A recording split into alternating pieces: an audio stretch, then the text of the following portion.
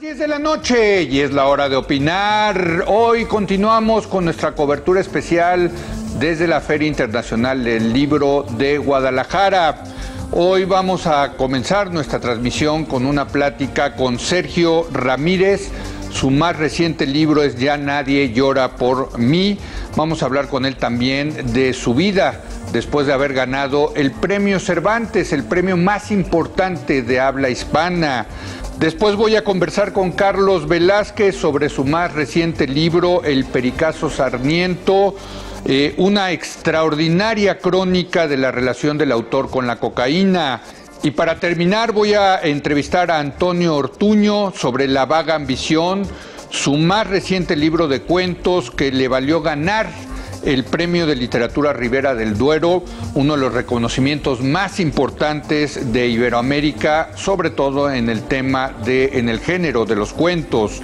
Así que quédese aquí en Foro TV, que ya comenzó la hora de opinar.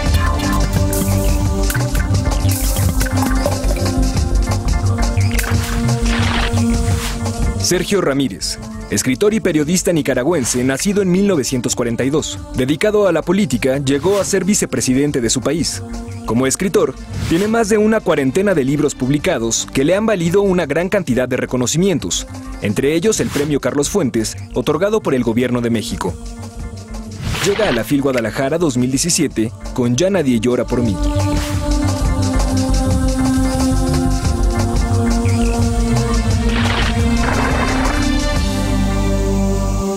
Bueno, continuamos con nuestra cobertura desde la Feria Internacional del Libro en Guadalajara, Jalisco, y me da un enorme gusto recibir a Sergio Ramírez, un escritor nicaragüense, pues al cual le han dado nada menos que el Premio Cervantes, quizá el premio más importante de la lengua hispana, el premio literario, desde luego, más importante de la lengua hispana. Sergio, primero que nada, muchas felicidades. Muchas gracias. A ver, ¿cómo te enteraste? ¿Qué? Bueno, por una llamada del ministro de Educación y Cultura de México, de España, muy temprano de la mañana, sí, del día jueves de la semana anterior, porque el jurado terminó su deliberación al mediodía, entonces sí, el ministro me llamó para comunicarme que había sido declarado ganador del Premio Cervantes. Y entonces ya ese día, pues mi vida cambió totalmente, sí, de lo que yo hago, ¿no? Rutinariamente, que es escribir en las mañanas. Sí, sí. Y ya me tuve que entregar a esta vorágine que todavía dura. Bueno, es que sí, yo creo que sí es el premio de lengua hispana literario más importante. Pues sí, el que tiene más resonancia, sí. Desde luego. Resonancia. Así es. Y es la primera vez que un centroamericano, ¿no?, lo gana. Sí, nunca había caído esta lotería literaria en Centroamérica, sí.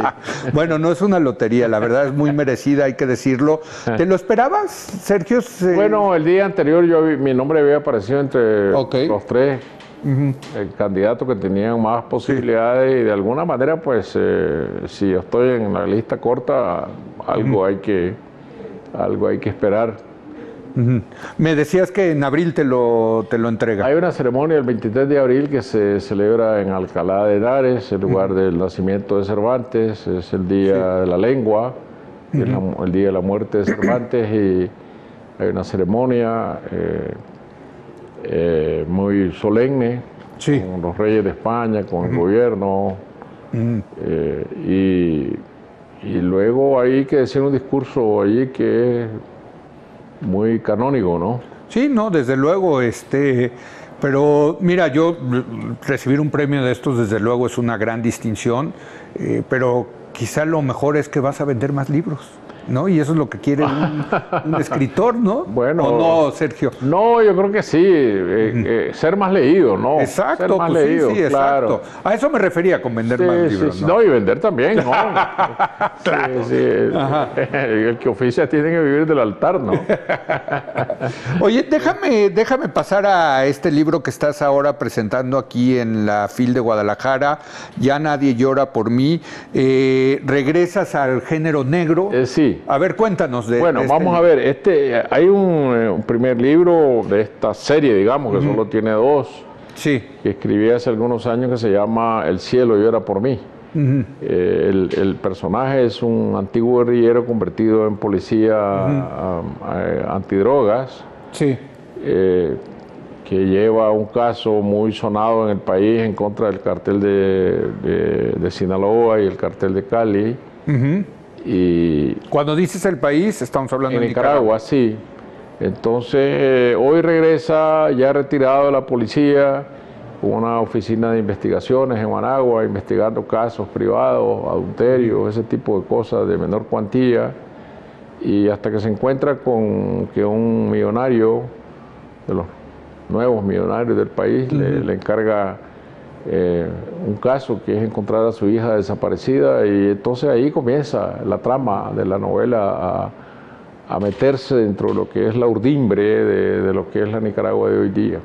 Está entonces situado en la Nicaragua de hoy día. Exactamente contemporánea, ¿no? Y déjame preguntarte en ese sentido, porque, bueno, pues tú fuiste parte de ese grupo de guerrilleros, de chavos, jóvenes revolucionarios, fuiste vicepresidente de Nicaragua. ¿Qué pasó en Nicaragua, Sergio? ¿Qué pasó? ¿Cómo llegamos a esta situación?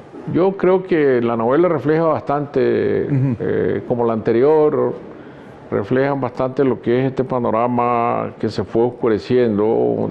Yo creo que todo ha dependido de un gran descalabro ético, de lo que fueron los valores, los ideales de la revolución que fueron echados por la borda en determinado momento. Y de eso, pues, el país nunca se repuso, ¿no? En términos éticos me refiero, ¿no? Sí. Ahora, pues, hay un gobierno que se sigue llamando revolucionario, pero que solo quedó metido en la retórica del pasado, ¿no? Pero revolución no hay más en Nicaragua, eso se terminó. ¿Dirías que es una dictadura la de Daniel Ortega? Pues es una ausencia de democracia. Lo que pasa es que cuando decimos en Nicaragua dictadura, la gente recuerda los crímenes de Somoza, masivos, y no es esa la situación, ¿no? Lo que hay es una ausencia de institucionalidad, un acaparamiento absoluto del poder en un solo puño, un matrimonio que es el que gobierna el país. Sí, sí, sí. Entonces, eso no podemos llamarlo revolución, ¿no? Ahora, tú en otro libro que a mí me gusta mucho, Adiós a los muchachos, ¿no? Se llama, relatas eso, ¿no? Sí, eso que estábamos hablando, esa descomposición ética que sufrió la revolución. Pero es un retrato, bueno, es un retrato muy deprimente, ¿no? Desde luego, pero es un retrato magnífico de cómo se va pudriendo una revolución. Déjame ponerlo así. Claro. Sí. Yo quise contar una historia como quien se tratara de una novela, ¿no? Con los ganchos de una novela, una narración, para explicar de términos personales y quizá podríamos decir sentimentales de lo que fue para mí la revolución, cómo me involucré a fondo en lo que realmente creía, junto con mi familia, mis hijos que se fueron a alfabetizar, mi hijo mayor que fue combatiente en la guerra contra la Contra. Es decir, era una entrega total y eso es lo que yo trato de describir, lo que yo llamaría pues, el desencanto de alguien que como yo no era un político profesional y prefirió luego volver a la escritura, que era mi verdadero campo, sí. y no quedarme en la arena política donde yo nunca me sentí bien, sobre todo una vez que el impulso de la revolución se había perdido. ¿Y en qué va a acabar? ¿Cómo ves el futuro de Nicaragua, Sergio? No sé, yo lo primero que aspiro es que no haya derramamiento de sangre. Desde luego. Yo creo que una guerra nueva, ningún país la merece y Nicaragua tampoco. El sacrificio de los jóvenes, la cuota de sacrificio juvenil que se pagó en Nicaragua es inconmensurable, miles de jóvenes muertos. Y yo creo que pues, tendrá que haber alguna salida por la vía cívica, no sé cuál será, la situación del país es muy atípica, no hay oposición organizada, la oposición ha sido dispersada, dividida, muchos partidos ilegalizados, pero yo creo que ese fermento de que el país quisiera vivir en democracia, ahí está, oculto, pero ahí está.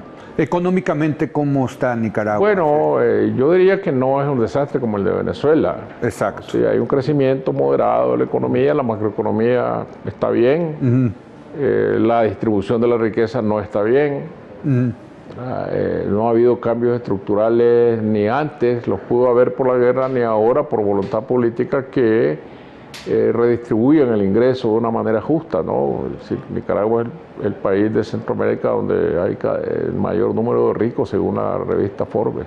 200 nuevos ricos en menos de 10 años, ¿no? ¿Es la nueva burguesía, digamos? Sí, lo que en Venezuela llaman la boliburguesía. La boliburguesía, ¿no? Así es.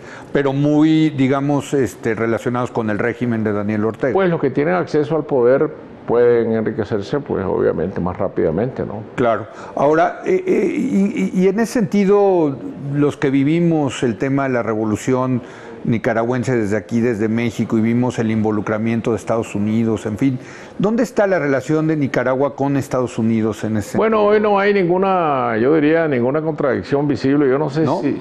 Yo ni siquiera sé si Trump estará enterado de que Nicaragua existe, ¿no? Bueno. Sí. Entonces, las preocupaciones de la seguridad continental, digamos, de Estados Unidos, que antes pasaba por Cuba, el comunismo, eso ya dejó de existir. Claro. Sea o no Trump, ¿no? El presidente. Los problemas de seguridad tienen que ver con el tráfico de personas, el narcotráfico, el crimen organizado. Y esos son los asuntos que no creo que el gobierno de Estados Unidos tenga quejas mayores contra Nicaragua, porque el gobierno aprieta mucho los tornillos en contra de los emigrantes, no deja pasar a los cubanos, no deja pasar a los africanos. Entonces no veo que haya un conflicto mayor. Hay una ley ahora en el Congreso de los Estados Unidos que se llama la NICA Act, que busca castigar las violaciones de los derechos humanos en Nicaragua. La aprobó el Congreso, tiene que pasar al Senado. No sé cuál será el futuro de eso, pero no creo tampoco que sanciones en contra del gobierno de Ortega vayan a solucionar la situación. Y eso me hace regresar a tu libro, Sergio, el tema de este detective, ¿no? Dices que ahora está resolviendo un caso privado, pero que antes estaba en el tema del narcotráfico. El narcotráfico, y lo hemos discutido mucho en este programa, qué estupidez el tema del narcotráfico, que nos ha metido a países como Nicaragua, como México, en esta absurda guerra contra las drogas promovida desde Estados Unidos, ¿no? Sí, yo creo que, por lo menos yo pienso que desde la perspectiva militar y de la represión policial ese problema no se va a resolver. No, pues no. No, de ninguna manera. Se va a resolver con la legalización del consumo, ¿no? Claro. Que ya está ocurriendo. Hay que verlo como un asunto de salud pública, más bien como lo ven en Holanda, como lo ven en Portugal. Eso escandaliza a mucha gente aquí cuando se menciona ese tema de que cómo es posible que se hable de la legalización de las drogas, pero la cantidad de muertos que ha costado esta guerra es más que lo que cuesta la adicción, ¿no? ¿Los carteles están metidos en Centroamérica? Sí, pero lo que pasa es que Centroamérica es un puente. Sí. No tiene, digamos, densidad crítica de consumo. México ya lo tiene, ¿no? Es decir, antes México era un puente, pero ahora aquí hay consumo. Cada vez más. Claro. En Centroamérica son países que no tienen esta masa crítica de consumo.